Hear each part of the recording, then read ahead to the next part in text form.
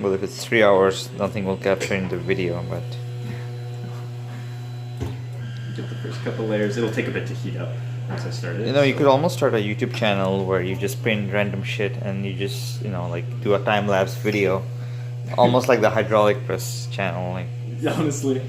you just do random shit and people watch. Okay, it's preheating. Oh shit! I actually gotta look from it. Stop print.